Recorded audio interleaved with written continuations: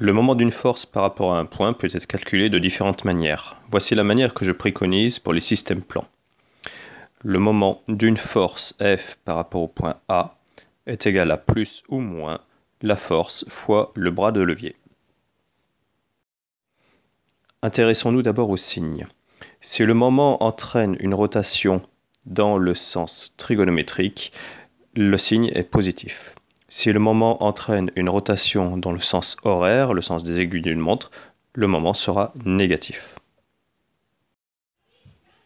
Dans notre cas, si l'on place la pointe d'un compas sur le point A et que l'on suit le sens de la force F, le sens de rotation sera du type horaire. Je peux donc en déduire que mon moment sera négatif. J'ouvre ensuite la parenthèse pour mettre les valeurs numériques. La première valeur, c'est l'intensité de la force, ici 1000. Notez qu'une intensité de force n'a pas de signe. La seconde valeur, c'est le bras de levier.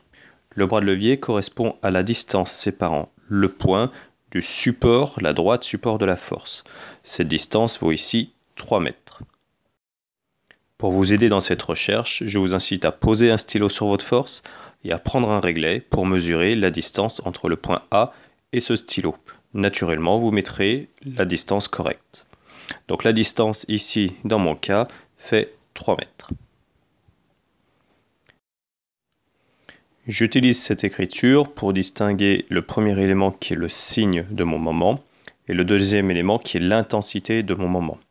Dans cette parenthèse, il n'y a pas de signe, puisque 1000 qui correspond à la force est une norme non signée et 3 qui correspond à la distance, a priori, est positive.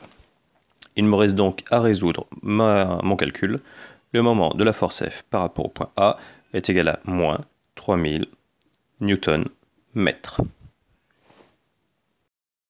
Les choses se compliquent lorsqu'on est face à une force inclinée. En effet, le moment de la force par rapport au point A est toujours du type plus ou moins l'intensité de la force fois le bras de levier. Si ici je regarde mon signe, la force entraînera un moment dans le sens horaire, donc négatif, donc moins. Intensité de la force, c'est la partie facile, multiplié par le bras de levier. Le bras de levier est la distance séparant le point de la droite, c'est-à-dire cette distance-là, perpendiculaire à la force. Cette distance n'est pas toujours aisée à trouver. Il nous faut généralement passer par deux triangles rectangles. Je vais zoomer sur le problème pour mettre en évidence ces triangles. Le premier triangle est celui-ci. Un triangle de côté 1,5 m, d'autre côté 2 mètres, et d'hypoténuse pour l'instant de valeur inconnue. Le second triangle apparaît en même temps. Un triangle rectangle ici, avec cette côte-là qui sera mon bras de levier, et possédant le même hypoténuse. La recherche est donc possible, mais peut paraître fastidieuse. Pour le premier triangle, je vais sortir la cote de 1,5 et de 2 mètres et chercher l'hypoténuse, en sachant que, en utilisant Pythagore, hypoténuse est racine de 2 carré plus 1,5 carré, et donc fait 2,5 mètres. La deuxième étape consiste à aller chercher la valeur de l'angle alpha, ici, sachant que je connais les deux côtés et l'hypoténuse.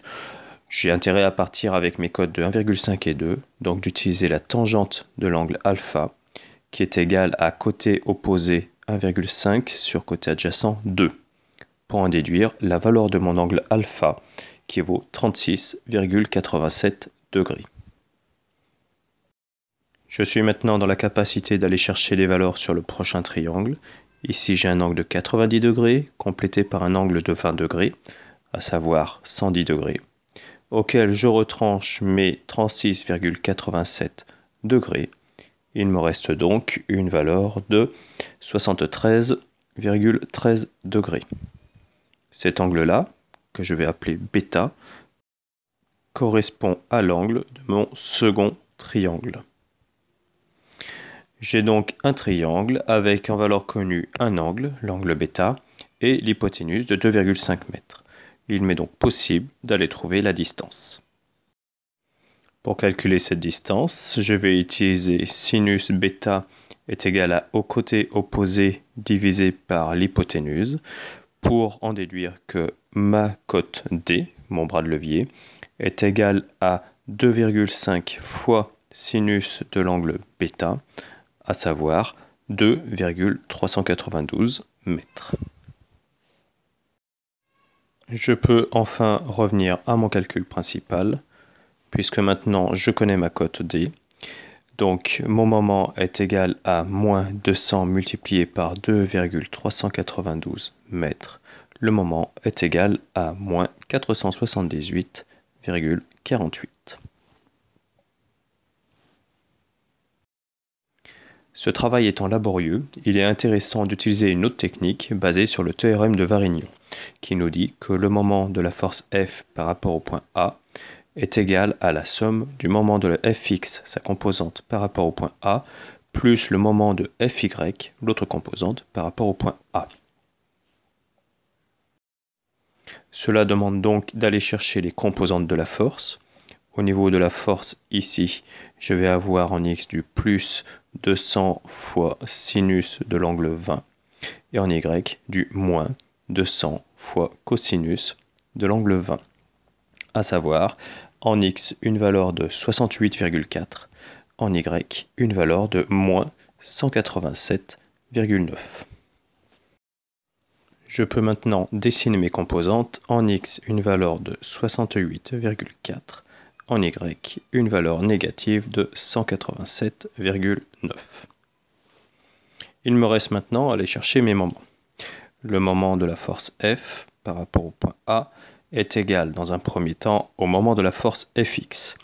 La composante Fx, ici, par rapport au point A, entraînera une rotation dans le sens horaire. Donc le moment sera négatif, moins. L'intensité de la force, 68,4. Le bras de levier est lui simple à trouver puisqu'il correspond à la cote de 1,5. Je m'intéresse maintenant à la partie du moment de la composante Fy. La composante Fy, ici, entraînera par rapport au point A un moment négatif, moins. J'ouvre une parenthèse, l'intensité de la force 187,9 et le bras de levier correspond à 2 mètres. En prenant la calculatrice, je trouve un moment qui vaut moins 478,4 Nm/mètre. Cette méthode est bien plus pratique et rapide car les bras de levier sont faciles à trouver.